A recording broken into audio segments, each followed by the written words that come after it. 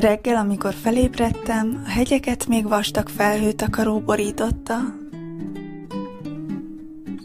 Reggelire az előző este beáztatott dióból, banánokból, fodroskából és némi fahéj meg lemmok hozzáadásával készítettem turmixot, amit később aztán földi szederrel és granolával fogyasztottam. Először ettem egy kis papaját, ami nagyon sok C és A vitamint tartalmaz, mellett 20 féle aminósavat és E vitamint, kálciumot és vasat is. Aztán jöhetett a turmix, az Észak-Amerikában őshonos Frambuesa negra nevű gyümölccsel, ami más néven fekete sapkás málna, és ehhez hozzáadtam még némi előre elkészített, cukormentes granolát. A fekete sapkás málna pont ugyanúgy néz ki, mint az otthoni, csak sokkal sötétebb színű. Az íze egy enyhébb változatban a málna és a szeder keverékére emlékeztet.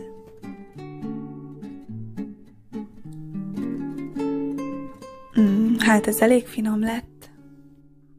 Közben a felhők elkezdtek felszálingózni a hegyekből, és aztán hatan taxiba pattantunk, hogy meglátogassuk egy itteni ismerősünknek a birtokát. Az út Vilcabambától a hegy tetejéig körülbelül 20-30 perc volt. Egy olyan sofőrrel mentünk, akinek volt kapunyitója, így könnyedén bejutottunk ebbe a privát kis paradicsomba. Rengeteg kacskaringós földút, néha a szakadék szélén mentünk, ami nekem elég ijesztő volt, de a látvány gyönyörű. Na, megérkeztünk a hegy tetejére. Ezen a nem túl komplikált és nem igazán biztonságosnak nevezhető kapun bejutva érhetjük el a házat.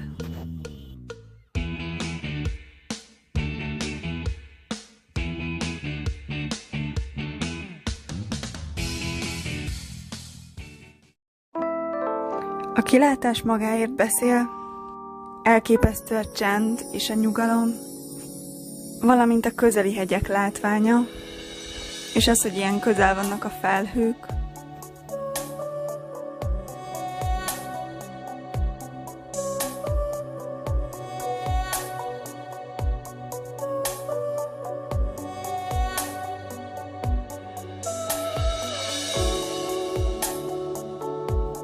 Az alvórész egy különálló házikóban található, és nagyon hangulatosan, ízlésesen van kidekorálva az egész helyiség.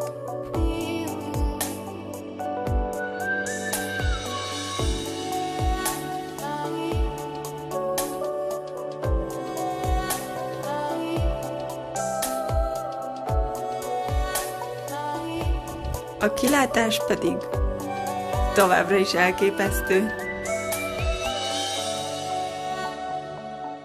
A fürdőszobában pedig gyönyörű mandalás zuhanyfüggöny van.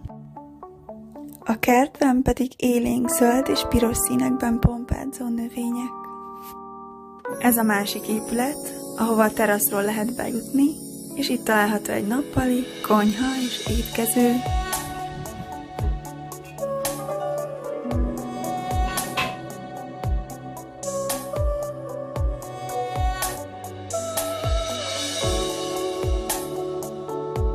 Hatalmas a tér, a csend és a nyugalom. És a legközelebbi ház ott van elég távol, talán látjátok is jobb oldalt, a tetejét. Aztán elkezdtük a készülődést az ebédhez, készült mentatea, és főztem rizst, meg lencsét zöldségekkel, a többiek pedig csináltak egy nagyon finom salátát. De aztán... ellenére, hogy nagyon jó volt eltölteni itt egy délutánt, hiszen gyönyörű a táj, én egyre csak erősebben és erősebben éreztem azt, hogy el akarok innen menni. Nem tudom megmagyarázni az okát, egyszerűen csak nagyon erősek ezek az érzések bennem, ezek a rossz érzések. Szóval ketten elindultunk le a hegyről, a többiek pedig itt maradtak.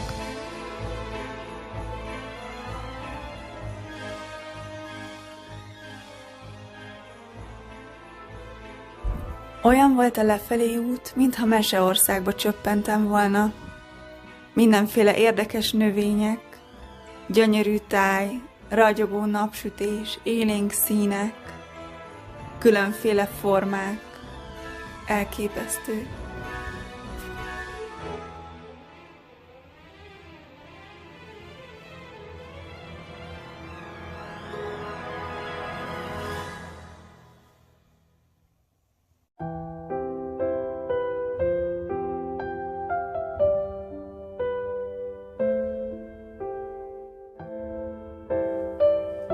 Ahogy távolodtunk a háztól, egyre jobban megnyugodtam, és folyamatosan enyhültek a bennem lévő rossz érzések. A figyelmem teljesen lekötötték az érdekesebbnél érdekesebb növények, az a sok napsütésben ragyogó szín és forma, és az érzés, ahogy a nap melengedte az arcomat. Végig egy nagyon keskeny, szűk ösvényen haladtunk a hegyről lefelé, néha szinte már végtelennek tűnt.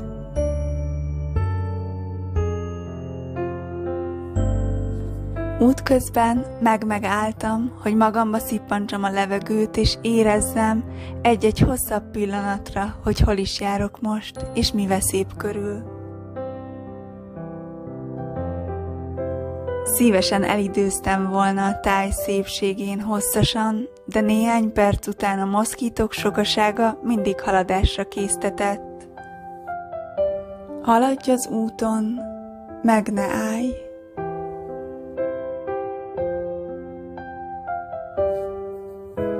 Annyira eleven a táj, mintha minden növénynek és hegynek meg lenne a saját története, és nekem csak kellően nyitottá kell válnom, hogy meghalljam a meséiket.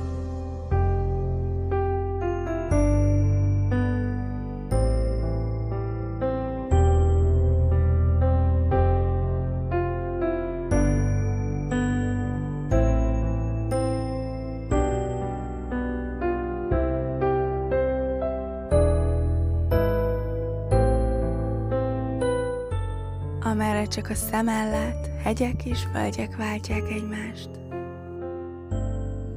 Fenn a magasban a nap melengeti arcom. Ez derű. A hegycsúcsok közt felhők sóhaja száll, zaj nélkül.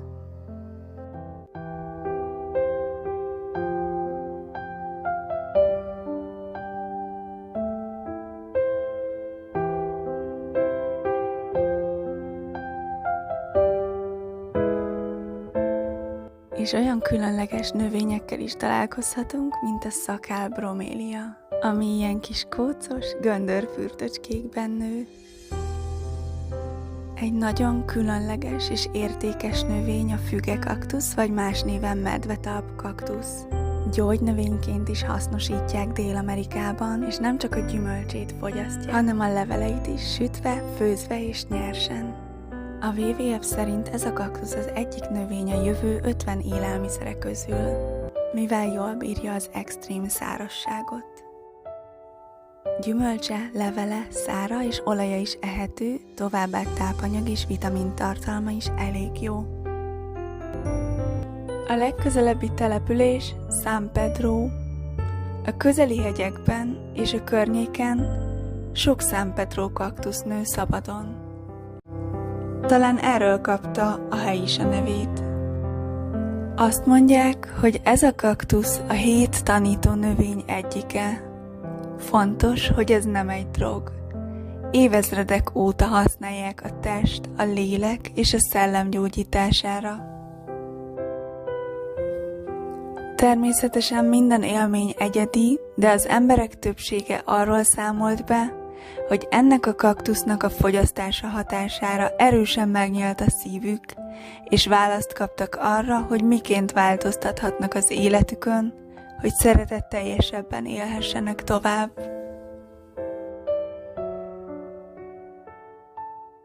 Leértünk a hegyről, de nem tudjuk pontosan, hogy merre kell visszamenni Vilcabambába, úgyhogy most követjük a folyót.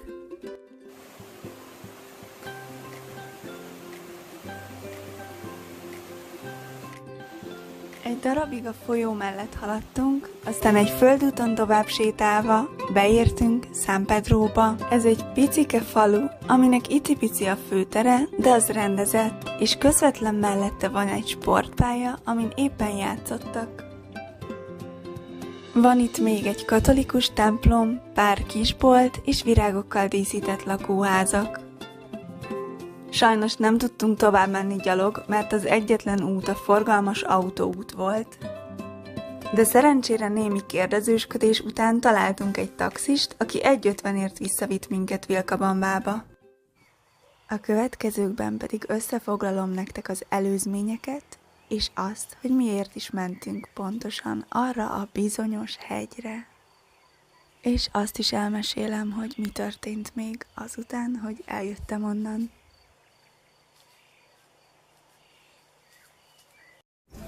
Korábbi szállásunk egy Airbnb-s foglalás volt, amit sajnos el kellett hagynunk, mert azt hittük, hogy kevesebb időt fogunk tölteni ezen a helyen, úgyhogy rövid időre foglaltuk, és így jött helyettünk valaki más. De találtunk egy nagyon-nagyon családias kis hostelt, ahol a tulajdonos egy német idős hölgy, és most itt vagyunk, nagyon jól összebarátkoztunk a többi lakóval. Az egyik itt lakó kibérelt egy házikót San Pedro közelében a hegyekben. San Pedro az Vilcabamba mellett egy település, egy sokkal kisebb település, egy nagyon-nagyon gyönyörű, zárt, csendes helyen, ahol csak néhány ház van egy hegy tetején, és az egész körbe van kerítve, alul folyik egy folyó, és csak egy speciális kulccsal vagy kóddal lehet bemenni oda. Szóval oda mentünk mindannyian, ott töltöttünk egy napot, együtt főztünk, beszélgettünk, nagyon-nagyon jól éreztük magunkat, de ahogy telt az idő, nekem egyre inkább valahogy olyan nyugtalanító, furcsa érzésem volt, és csak azt éreztem, hogy el akarok onnan jönni. Úgyhogy végül ketten elindultunk le a hegyről gyalog. Nagyjából ez egy 1,5 órás út volt, míg bejutottunk San Pedróba, és ott kerestünk egy taxit, ami visszahozott minket Vilcabambába. Aztán valamiért egész éjjel nem tudtam aludni. Igazából nem volt semmi különösebb oka, és nem is gondolkodtam semmi olyasmin, ami ne hagyott volna nyugodni. Egyszerűen csak nyugtalan voltam ok nélkül, és nem tudtam elaludni. Majd másnap reggel visszajöttek a többiek, akik ott maradtak a hegyekben, és kiderült, hogy kirabolták őket. Hajnali 1-kor 3 fegyveres férfi tört rájuk, és elvitték az összes pénzüket, a telefonjukat és minden elektronikai cuccot, amit tudtak. Az egyikőjük, aki ellenállt, meg is sérült. Eléggé megverték, 2-szer kiütötték, úgyhogy teli van mindenféle zúzódásokkal. Derült, hogy a környéken kb. Fél éve olálkodik ez a banda, és minden második hónapban kirabolnak valakit. Általában olyan embereket szúrnak ki, akik vagy idősek, vagy nagyon védtelennek tűnnek, mint ugye a 3 nő, akik közül 2 már elég idős volt, az egyik fiatalabb. Vagy pedig olyan házban élnek, ami nagyon távol van mindentől és mindenkitől, tehát nem tudnak segítséget hívni, és nincs megfelelő védelem, tehát nincs kutya, nincs megfelelő kapu, nem zárnak jól az ablakok, az ajtók, stb. Egyébként, hogyha valaki biztonságos házban lakik, tehát jól zárodnak az ajtók, ablakok, van kerítés, akkor nem törnek be. Szóval a helyiek már különböző módokon készülnek arra, hogy elkapják ezt a csapatot. Mindenféle terveket ötöltek már ki erre. Úgyhogy ez a dolog igazából erősíti a közösséget. Azt mondta az egyik itt élő amerikai fiú, hogy hát a környéken nagyon sok amerikai él, olyanok is, akik haditengerészetnél dolgoztak, vagy katonák voltak korábban, és mivel itt legális fegyvert viselni, ezért általában legalább 2 fegyverük van. És ezek az emberek gondolkodás nélkül hát elvinnék egy durvább verzióba ezt a helyzetet, hogyha találkoznának ezzel a 3. Időközben megtudtuk, hogy az elkövetők kolumbiaiak voltak, és miután mindenkit kiraboltak, aki könnyű préda volt, visszamentek Kolumbiába. Ne felejtsük el, hogy mindenhol a világon vannak emberek, akik jó vagy éppen rossznak nevezett tetteket visznek végbe. Ehhez nem is kell még csak elutazni sem a világ másik felére.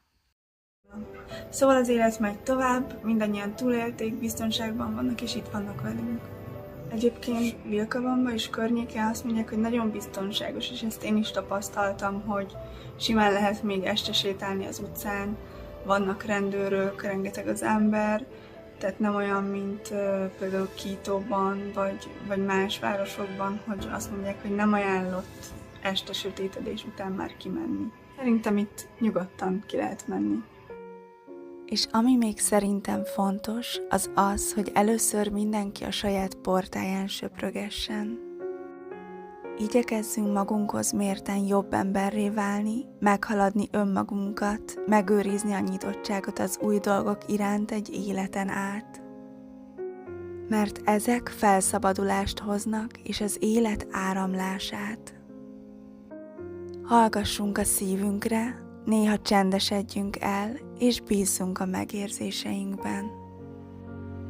Törekedjünk a jóságra, hogy minél inkább jó emberek legyünk, és keressük a hozzánk hasonlók társaságát. Remélem, hogy tetszett a mai videó. Örömteli napokat kívánok nektek, és találkozunk a következő hétfőn.